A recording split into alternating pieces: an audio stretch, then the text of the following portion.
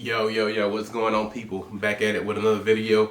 But before I get into it, please like, share, comment. I want to hear what you guys want to see. That way I produce more videos, whether it be shooting related, safety tips, or, grips, whatever you want to see. Let me know and I'll try my best to produce that for you guys. I know it's been a while, but let's get into it. I picked up a new toy. It's in a behemoth box. It's another M&P. Wait till you see this. This comes in the same box my spec series came in, and this box is huge. Granted, you do get a lot of gun in here. Let me open this up. This is your M&P Metal, the competitor. It comes with, your 4 standard back straps, just the medium, the small, the medium large, and the large one. And it comes with 4 17-round magazines. And it already has the focus thing. Let me put the gun down. It already has the base plate for it to be compatible and integrate with your Magwell. Let's grab the gun. The gun is safe. It has a chamber flag in it. I'm going to check it for safe anyway. Check it for clear. Drop the mag, empty mag. All of the mags are empty. Just for giggles, I'm going to show you all of them. That's all 4 magazines I just showed you. They're all empty. So let's get this case out of the way. The case is cut already for an optic, so if you have the gun, if you bought it, there's a little insert, a little foam insert I threw on the floor somewhere. Oh, here it is, that you can snatch out for it to be compatible with your popular named red dot manufacturers. So, drop the mag already, hit the mag release button. Drop that out, chamber flag fell out. Chamber is empty. It's always kind of confusing to show this stuff in reverse. But it's empty. I'm gonna inspect visually, physically, empty gun. First off, while I just empty and cleared the gun, I'm just gonna go ahead and show you guys the trigger. This trigger was introduced with the Shield Plus, flat face trigger, and then the 10mm variants of the M&Ps came out, and they started putting this trigger in all of the 9mm, all of the guns they manufacture that were polymer or the M&P series. This trigger is night and day. Still no Apex. I wish it, was as good as the Apex, but it's close enough. Yeah, just go ahead and show you that. Just to kind of give you guys a precursor before I even show you the break and the reset. You have a trigger blade there that kind of protrudes out quite far. The majority of what you may think is a take-up is not a take-up. It's that trigger blade being depressed. So once you fully depress that trigger blade, you're at the wall.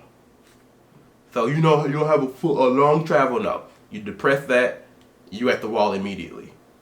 Maybe a few millimeters there in travel, and then you have your brake. Show you reset. Not a super audible or tactile reset, but you feel it. The spring from that trigger blade is pushing your finger, and from the trigger is pushing your finger forward enough that puts you right back on the wall consistently, predictably every time. I'm gonna release it all the way. It's again, I'm gonna show you that what people may call consider travel wall after you depress that trigger blade, brake, and then your reset. That I love that spring assisted reset. Your fingers there every time, predictable, so you can get your fast splits. Because this is geared towards competition. You can get your fast follow-up shots and don't have to worry about, okay, I need a little more consistency. You have it here. So I love that. Also, this gun comes with a flared magwell. Again, makes it easier for your your reload. You don't have to fumble trying to, you know, training defeats all of that. So even if you don't have a Magwell, train. You know, muscle memory, know your body, know your space. You know, so wherever your mag comes, bring your gun to it. You meet it every time. To show you that I'm not crazy.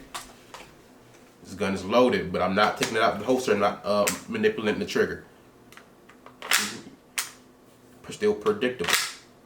Not really fumbling much.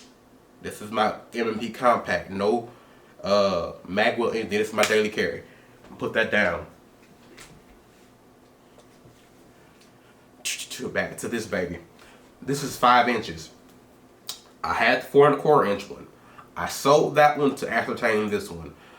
At first, initially, I did not like the way that this gun looked. I didn't like the snout, the sharp look. I didn't like it.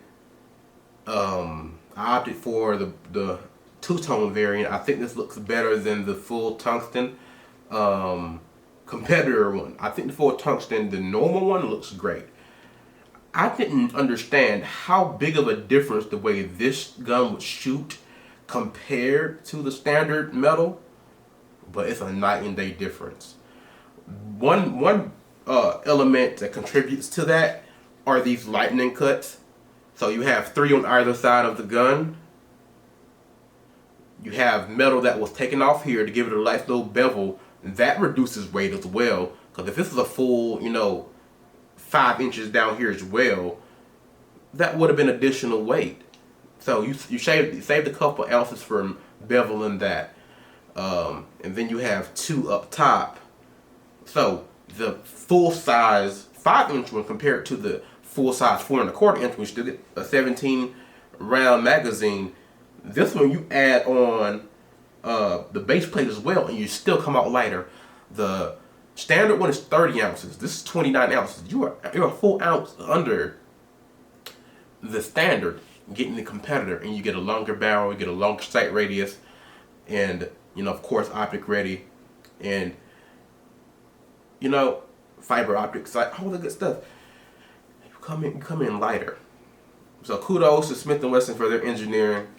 This gun shoots phenomenally. There's a lot less recoil. Yes, you're getting more reciprocating mass, but weight has been shaved, and that perceived recoil is abysmal. As long as you're practicing your fundamentals, you're pressing out, you're gripping right, nice and, you know, firm. You don't have to squeeze the orange juice out of it, but, you know, press out, not locking all the way out, leaving a little slack there, man. That gun is not gonna move. I'm telling you, I've done double taps, triple taps, build drills at the indoor range. Of course, I haven't taken this to the outdoor range yet. So hopefully this Saturday I'm able to get to the outdoor range. And this gun, like, I've gotten 2-inch groupings, 3-inch, 4-inch groupings, double tapping with this gun consistently. And I'm just now getting familiarized with it. So, man, say less Smith & Wesson. You guys did your thing with this gun. There's no staccato. There's no Atlas. It's not a Lago. None of that stuff. Those are over-engineered, you know, custom guns a lot of the times. It's not a, what is it called? Nighthawk. Those guns are more often done by a single gunsmith or engineer, and that fitment is custom, so you're going to get a little more performance out of those. But this is a contender. You can really do some stuff with this. I wish the trigger was a little more refined. Yeah, sure, but you can be consistent with this. You can get great follow-up shots with this. This thing is phenomenal. Back to the gun, just kind of give you some more specs. This has Smith & Wesson multiple optic system here. Great thing about this, the plate only acts as a footprint. You're not mounting the plate to the slide and the optic to the plate, and you get that extra point of failure. You don't get that with this. You get a plate, yeah, they're polymer, whatever, but that only changes the footprint. This optic still mounts directly into the slide. Again, awesome engineering feat for Smith & Wesson. Another great plus, you get that extended mag release button. Lefties, I've heard Honest Outlaw say, you know, if you're a left-handed shooter or you want to shoot one-handed offhand, you may have a possibility of hitting that mag release button with your left hand. If you space this finger under, you shouldn't hit it. I've tested it at the range. I didn't hit it at all. Just, you know, just leave a little gap there. That way it rests between your two fingers if you need to shoot this way. I don't shoot off-handed a lot, so I'm not going to encounter that problem, if at all. This is not going to be my carry gun, so I'm not concerned, okay, I may get into a self-defense situation, I can't use my primary hand, I have to shoot offhand, which would be my left hand shooting offhand. I'm not going to encounter that because it's not a carry gun. This is just not going to be a at-home defense gun or anything like that. This is going to be my, you know, competition firearm. So, you see, look at that. Even sideways, this mag shoots out of this gun. Let me show you again, sideways. So fast reloads, of course. See how that thing shoots out of there? So you don't have to worry about that slow, you know, that mag is going to shoot out every time. Smith & Wesson does include the factory mag release button in the box, the normal slim profile one. Of course, this one's still factory. This has a nice texture to it, but if this is a little bit too cumbersome for you, a little too long for you, you do have the factory one in the box. Let me see what else you have under here. We have your optics plates. I opted to use a DPP titanium plate, just to give them some free publicity. Amazon, they're only like 25 bucks for you get a metal plate. So if you opt to take the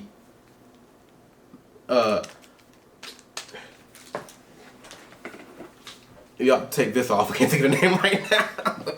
The flared magwell off. Smith & Wesson still includes the normal tool to hold in the back straps. So you don't have to run the magwell at all times if you don't need it.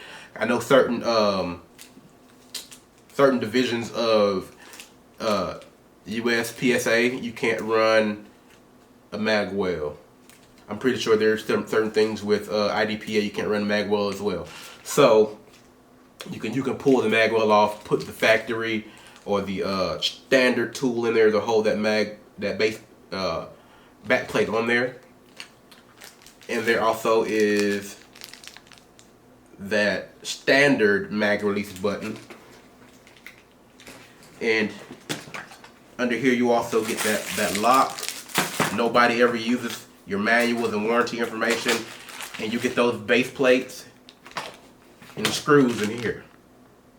I didn't use any of mine because I had a DPP titanium plate I got from Amazon. Just if you want that reassurance of having a metal plate. You don't need it because you'll never have a problem with the plastic one. I just wanted to try it out to see how I liked it. And it works good. Like, they have ones for Shield Plus and for the 507K footprint, all that good stuff. I opted to throw a 507C X2 on mine. I had this already laying around. This one was on my other metal, so I decided to throw it on this one. I kept this just to put on here. I want to get a competition optic, a bigger window, maybe an SRO or that new Holosun 507 competition whenever it get introduced to the market. I'm gonna grab that and I may throw this on my PDP. But honestly, that's the gist. You guys seen the trigger, you've seen the lightning cuts. You know the weight of this gun, 29 ounces. Just to give a quick overview, I opted for the two-tone variant. They do have a whole tungsten gray one, the slide, and also the Cerakoted slide and frame. this is an aluminum frame. It's not steel, so you still get lightweight, but you get that rigidity of shooting a metal gun. It's not gonna, you know, fold or compress or whatever you may have concerns with shooting a polymer gun. You're not gonna get that with this. So one thing I do wish Smith & Wesson would have made these fiber optic sights suppressor height. They sell the suppressor height ones, the white dot ones, for like $40 out, I heard. So I may just grab those, but it would have been nice to maintain that fiber optic sight opposed to having a white dot sight. I could order Trichicon sights, but I don't necessarily want to spend $160 or $140 on some sights. And I already have a red dot, so I'll just throw the white dot ones from Smith & Wesson on here and call it a day. This gun is a shooter. If you ever get the opportunity to shoot it, you may just want to pick up one. I only paid $8.99 MSRP for this. Well, not, it's under MSRP. I paid $8.99 at my local gun shop, $9.50 out the door. I recouped, you know, my money because I sold my other metal. So, yeah.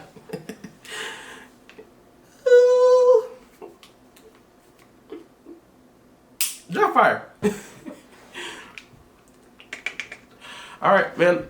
Appreciate y'all watching the video. Tap back in. Let me know what you guys want to see and I'll try my best to produce it. Leave me a comment. Share this video with your friends. Subscribe, please. I want to make more content for you guys. Y'all have a good one.